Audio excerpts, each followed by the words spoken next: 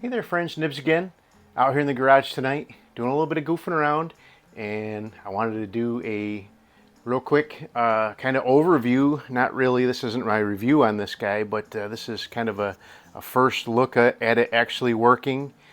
This is a cool gun that pretty interesting story. One of the channel subscribers had saw this on Craigslist down in Long Island, and he sent me a link for it, and I contacted the owner of it, and he wanted to sell it locally, but he kept getting a bunch of tire kickers and nobody really coming to get it. So he finally emailed me back about a week after I contacted him, and he said that he would be glad. Actually, we had a nice long conversation. I was driving to a job site over an hour away, and we were on the phone almost that whole time. And his name's Chuck, and he turns out he's a 82-year-old man living down in Long Island, gun collector, one of the few left in that area, I'm sure. But what we have here, anyway, so he sent this up to me.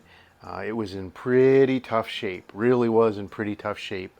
All the seals were completely rotted right out of it. The rubber was completely gone in it. Um, it is still missing the rear sight on the barrel, but the barrel was completely covered with rust. I had to strip that all down, and I did a really nice cold blue job on it, and it really turned out very nice. The stock was in okay shape, except for it had one little whammy in the back here, a little chip off the bottom of the wood, and then a big chunk of the almost all the way up to the screw hole was missing on the butt plate. So I actually used some. First started out with a plane, and then a file, and then finally sandpaper. Took that little chip off the base of it, and then once I got the wood where I wanted it to be, I got some pictures here. I actually learned this little trick from one of my former coworkers at work. He retired a couple years ago. Still friends with him on Facebook and talk to him every now and then. But have a few of his air guns. But he taught me this trick years ago, fixing butt plates on 22s.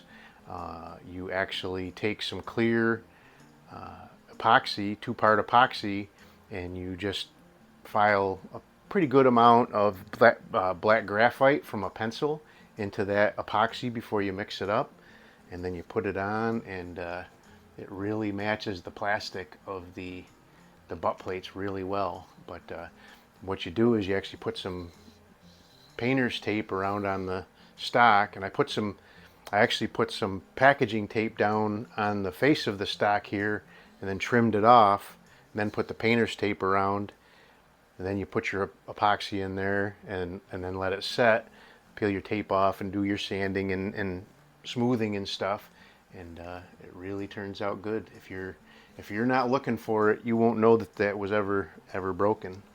But I said all that to say this: what we have here is a really cool, and I'll put a picture of the roll stamp here because you're not going to be able to see that. This is a Crosman model 167, and I'm sure all of you have heard of the Crosman 160, which is the 22 caliber version of it. Didn't even know they made a 167 until I saw this one. I've seen many 160s come up for sale, but I have never seen a 167 come up for sale, and I haven't seen one even now that I've been looking for it. But the 167 and the 60 and the 160 came out in 1956, and they ran kind of consecutively, but they didn't make many of these. So in 1956 they had what they call a version 1, which was really the only difference was it didn't have a barrel band, and there was a little, I guess it was a little bit of difference with the safety back here. But the version 2 ran from 56 up to 59, which is what this is. It has the barrel band and the automatic safety, and it also has a stamped steel trigger guard. And then in 1959, they went over to the trigger that is very much like what you'll find on the Beeman QB series rifles, which I actually have a couple examples of that here just so you can see. These look exactly like that gun. As far as, I mean, the stock doesn't, but as far as the action goes, it is identical. So this one is a Beeman AR 2078, the first version with the with this style stock, and this one's the 177 version. And but anyway, I wanted to show you this.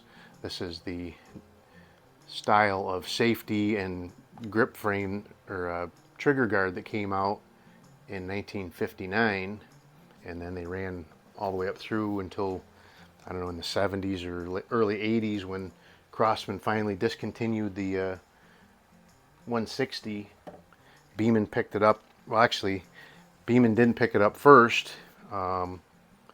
Actually, this one is made by a company called Tech Force out of China, and this one is an early Tech Force, and also almost identical as far as action and parts go. It has the newer style trigger guard and safety as well, but as far as the bolt and the barrel and the tube and everything, they're identical to that 167.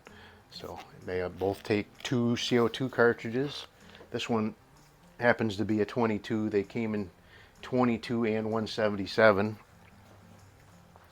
But I finally got this thing all sealed up, and before we get into any shooting, I want to give you guys a little tip or secret that I figured out.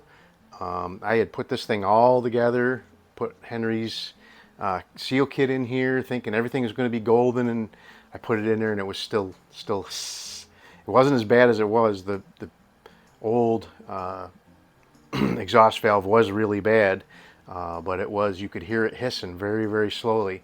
It was enough where you could actually shoot it and probably get a nice little shooting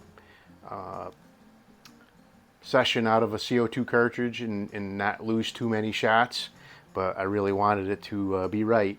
So I pulled it all back apart again, and I saw there was some little microscopic pitting on the valve seat of the actual aluminum body of the valve. And I was like, how am I going to take care of that? So what I ended up doing was I took the old exhaust valve, because it was damaged anyway, which this is the old exhaust valve here, and still got the rubber seal in there even though it's dried up and hard and cracked. But I took some jeweler's rouge and I put some jeweler's rouge on the surface of that, put this into the valve, and it just happens that this stem is exactly the right size to fit in a Dremel tool. So take that, put it into the valve, and then put your Dremel tool on there, and you don't need to put a lot of force on it, just a little bit of pressure with this against the inside of the valve, and I ended up with some black slurry there just after a couple of seconds, and then I pulled it apart and it was really nice and shiny, and I cleaned it up real good with some brake cleaner and then re-lubed it, put it all back together, and that CO2's been in there since yesterday, and it's really holding well. So anyway, let's get into some shooting. I got a couple of little splatterburst targets across the garage here, and then we can try some plinking. It's the one thing. So this is from 56 to 59. This has an automatic setting safety. So I was just thinking to myself, Crosman, annoying air gunners since long before any of these other automatic safety guns. But you guys know me, if you watch me at all, a lot of the brake barrels have automatic setting safeties, and they're so annoying.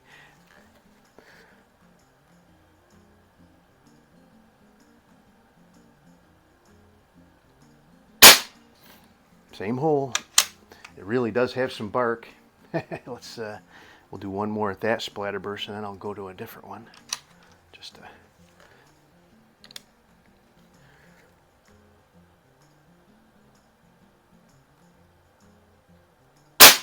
oop, I pulled that one. That was me.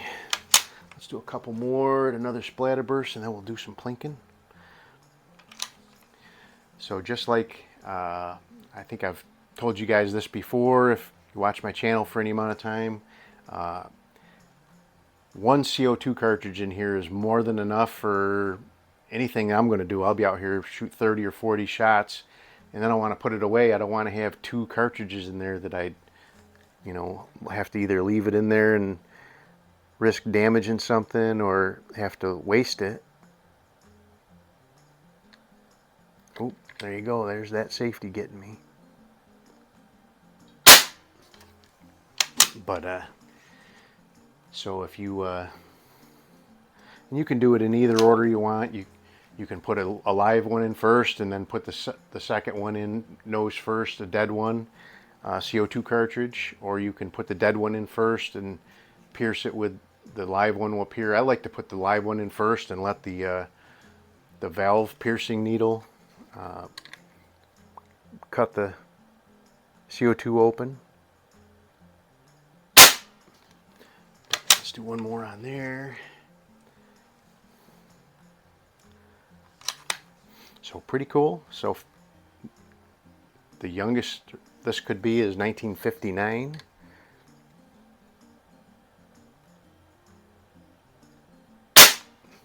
Oop, that one went a little low. All right, let's do some plinking. I got some knockover silhouettes there. Got some paintballs. Let's see if I can hit a paintball first.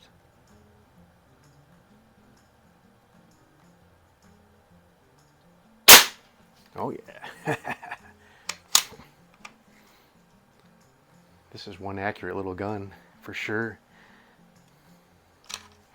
I'm gonna have to put this head to head up against the other 2 that I just showed you. All right, let's hit the pig.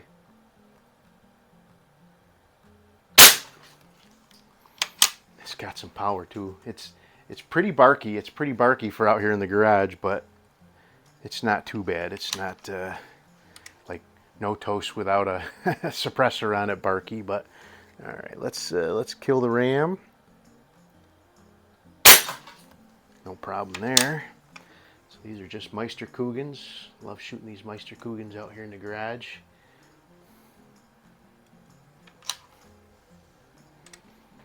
All right, let's see here. Let's hit the other paintball.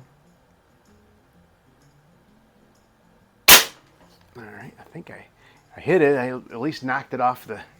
I don't know about them orange ones. Those yellow ones always splatter really good for me no matter what. The orange ones just seem to... But all right, let's knock over the chicken.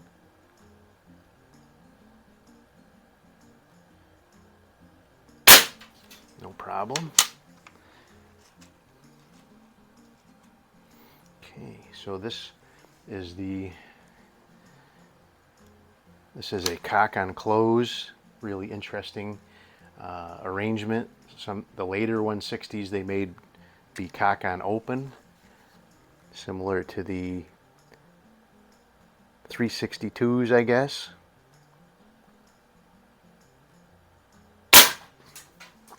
But there you go. Wow, what a good gun.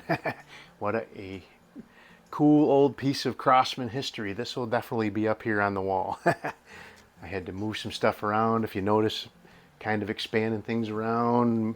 Got a little bit of turn my Bowflex around, so I've got a little bit more elbow room here. And I get a little better angle at my target box across the garage here. But really pretty cool. And you know, if I didn't tell you that had happened, you guys, nobody would even ever know it. But I like to be transparent about you know, what I'm doing out here. So that is one cool piece of Crosman history. If anybody else has a 167, I'd like to hear about it, because I I have not seen very much. There's not much in forums talking about it. There's not, you don't see them for sale. 160s are all over the place. Everybody talks about 160s. People have been building target guns out of 160s for decades and decades, but really not a whole lot about the 167. So I think they're pretty obscure. So, but anyway, I'll do a much more thorough review. We'll throw this thing. We'll put a couple of cartridges in here, and we'll make sure and put it across the chronograph when it's fully charged. We'll do some trigger pulls on it. It's not a bad trigger. Those newer style triggers are a lot nicer. They're much more tunable, but this one's not bad. It's only maybe a couple pounds, so it's a really, for one of these type of triggers, it's really pretty good. So anyway, hope you guys liked the video. Till next time, have a great day.